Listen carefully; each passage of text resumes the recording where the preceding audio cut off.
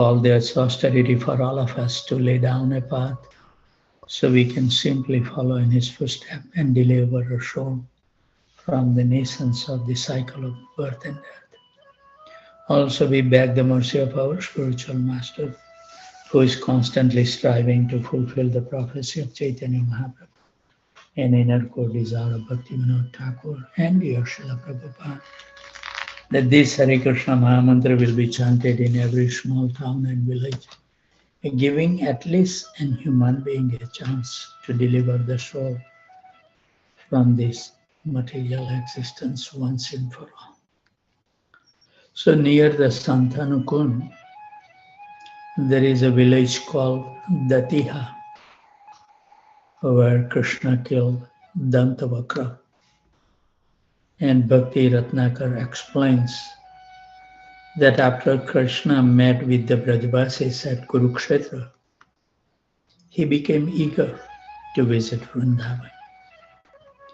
And his decision to go to Mathura to kill Dantavakra was actually just a pretext so he could see his dearmost associates again. And Dantavakra was given this name because he had crooked teeth, Danta. And the word Dat in the name Datiha has its origin in Danta, referring to Dantavakra.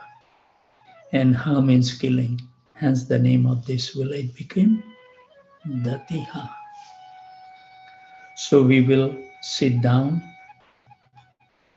at the Santanukun, where Maharaj Santanu performed austerities here to beget a son who would possess his great fame and be able to choose the time of his death.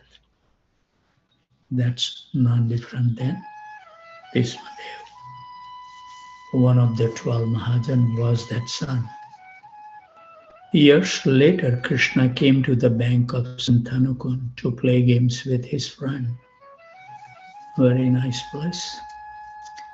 In his previous life, Bhismadev was Dvayu, the leader of the 8 Vasus, who were cursed by Vasistha Muni to take human birth for having stolen his heavenly cow. And when the Vasu realized their mistakes and returned the cow, they begged the sage forgiveness. And the sage was somewhat appeased. Still, he had already spoken his curse and could not take back his words. But he told them that they would all be freed from the curse immediately after taking birth.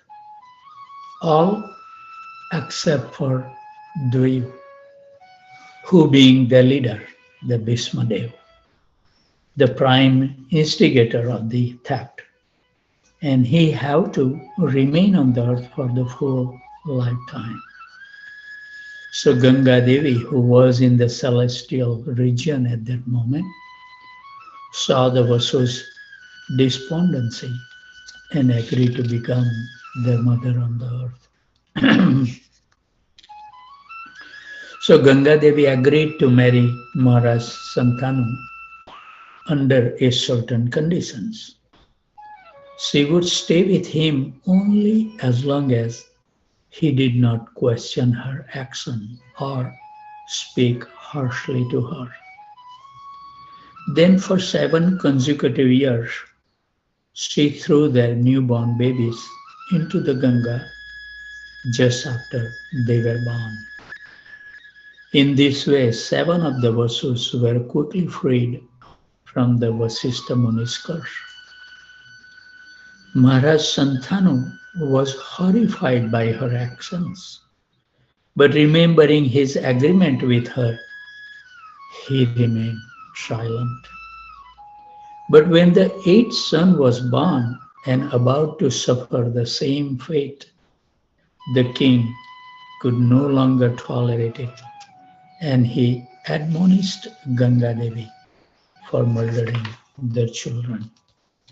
So then Ganga revealed their children's identity and Vasishtha's curse, and also that this eighth son was destined to remain on earth with Maharaj Santanu.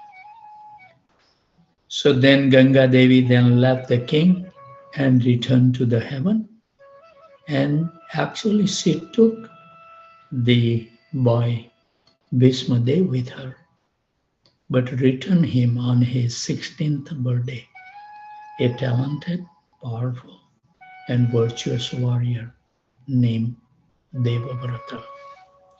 So this story continues. So we will delve tomorrow deeply into more details.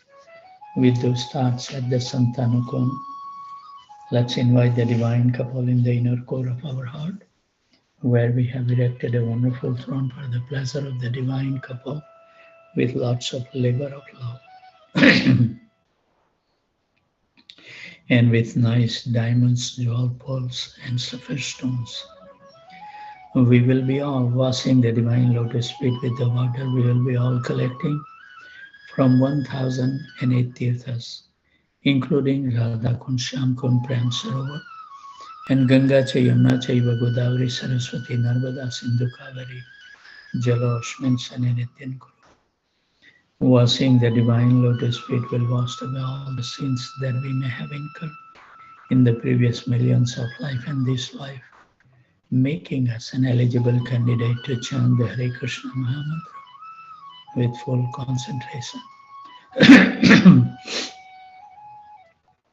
We will dry the lotus feet and offer them the most fragrant incense stick for the pleasure of the divine couple. And then we will light up the ghee lamp to perform the arti at the Santanukan, at the Brahma Muhurta, where all the eternal associates, all our previous and present acharyas, blissful Brajvasis and wonderful Vaishnavas and Vaishnavis presence. This is an extremely glorious moment of our day, where Krishna is allowing us to perform some service through the mind in Braj, which is very important and essential. When we perform the arti, we pray at the divine lotus feet, please bestow your kind mercy upon all of us, so we all can behold the most beautiful, transcendental, most attractive, and most pleasing to our mind and heart. The divine form may continuously appear within our mind and heart. Also we pray, please give us the memory so we can remember that Krishna is so kind that He always accompanies us closer than anyone else in the creation. But it's unfortunate that we cannot recognize them. Also we pray, please bring it out all the impurities within our heart by chanting a very attentive Hare Krishna Mahamantra. By chanting attentively, slowly and slowly, the layers of misgiving, illusions and ignorance will keep on moving out, and one day our heart will be shining like a wonderful throne where Radha and Krishna can reside eternally. And we can feel their presence because our heart is pure. So this is what we want to achieve in our human form of life. Hare Krishna. So wish you all the best. Krishna has waken up us safe and sound. So many people, they go to bed, they never got up. So Krishna has given us one more day to concentrate,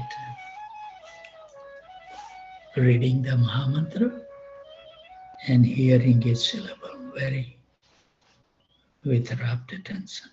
Thank you very much. Hare Krishna.